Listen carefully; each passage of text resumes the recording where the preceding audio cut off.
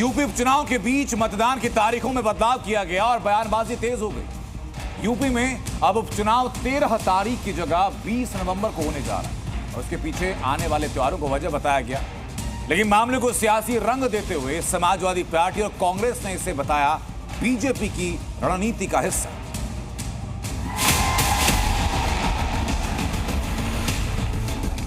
बटेंगे तो कटेंगे। तालमेल बिठाते हुए यह जो डेट्स हैं ये बदली गई हैं। ये नकारात्मक नारे के सहारे, बंटवारे के सहारे वो उपचुनाव जीतना चाहती। भारतीय जनता पार्टी हमेशा से कहती रही है हम सबको इकट्ठा होना पड़ेगा। चुनाव तारीख में बदलाव, पोस्टर पर तनाव। यूपी का रण तारीख से बदलेंगे समीकरण।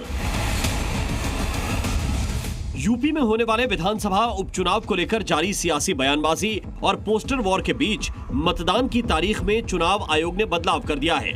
बताया जा रहा है कि यूपी में गंगा स्नान की वजह से चुनाव आयोग ने तारीख में ये बदलाव किया, जिसके मुताबिक अब यूपी में 13 नवंबर की जगह 20 नवंबर को उपचुनाव होंगे। यूपी के साथ केरल और पंजाब में भी 20 नवंबर को मतदान होगा। कांग्रेस, बीजेपी, बीएसपी, आरएलडी और दूसरी पार्टियों के अनुरोध पर यह फैसला लिया गया, जिसके पीछे विभिन्न त्योहारों को वजह बताया गया। देखिए, राजनीति भी तेज हो गई है और सीधे तौर पर कह सकते हैं कि लगातार अब आरोप प्रत्यारोप का दौर भी शुरू हो गया। फिलहाल उत्तर प्रदेश में उपचुनाव से जुड़ी बड़ी खबर यही है कि 13 तारीख को अब चुनाव नहीं होंगे, 20 तारीख को चुनाव होंगे। उत्तर प्रदेश की 9 सीटों पर यह पूरा चुनाव होने हैं। चुनाव में तारीखों में बदलाव हुआ तो सियासी बयानबाजी भी तेज हो गई। समाजवादी पार्टी और कांग्रेस दोनों ने ही इसके लिए बीजेपी को घेर लिया। हम लोग अच्छा कर रहे हैं और महाराष्ट्र में भी जहां समाजवादी पार्टी कुछ सीटों में चुनाव लड़ते हुए अच्छा करने का जो कार्य कर रही है, तो मुझे लगता है कहीं ना कहीं कुछ तालमेल बिठाते हुए यह जो डेट्स हैं ये बदली गई हैं। पहले डेट डिसाइड कर रहे थे तब अवकाश का पता नहीं था। त्योहार तो पहले से डिसाइड रहते हैं।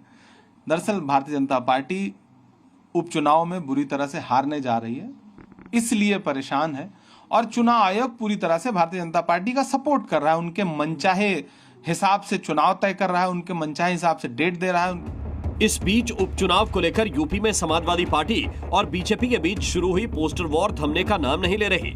सीएम योगी का एक बयान, बटेंगे तो कटेंगे, जो चुनावी मंत्र बन गया, उसकी काट के तौर पर समाजवादी पार्टी की तरफ से एक के बाद एक पोस्टरों को लगाने का जो दौर शुरू हुआ वो थमने का नाम नहीं ले रहा।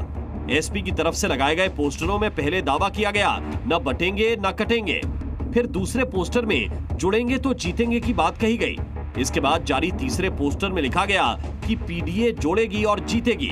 और अब एक बार फिर जो नया पोस्टर लगाया गया उसमें अखिलेश यादव को 2024 का जननायक और 2027 का महानायक बताया गया, जिसका मतलब ये कि 2027 में अखिलेश यूपी की कमान संभालेंगे।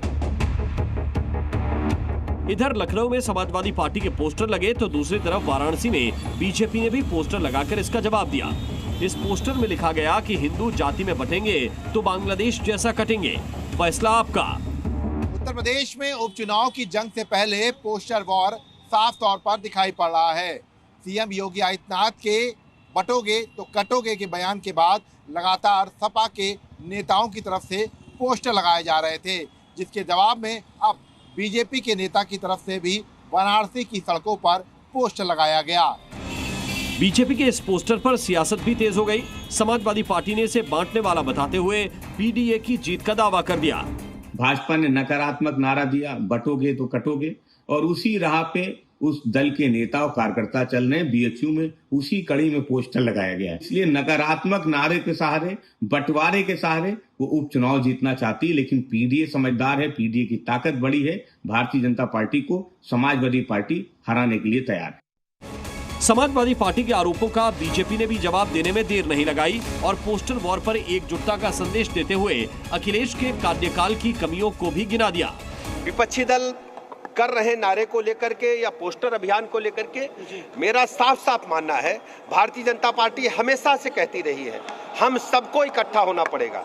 जब तक हम इकट्ठा नहीं होंगे, सनातन धर्म पर, सनातन व्यवस्था पर सदियों से हमले होते रहे हैं। यूपी में उपचुनाव की ये जंग तारीख में बदलाव के साथ और भी तेज हो गई है। समाजवादी पार्टी और कांग्रेस जहां तारीख में बदलाव को बीजेपी की सियासी रणनीति का हिस्सा बता रही है, तो वहीं बीजेपी एसपी की तरफ से लगाए जा रहे नए पोस्टरों पर उसे घेरने में जुटी है। ऐसे में इस पोस्टर वॉर से यूपी के उपचुनाव में किस नारे से किसका कितना फायदा होगा, ये देखना होगा।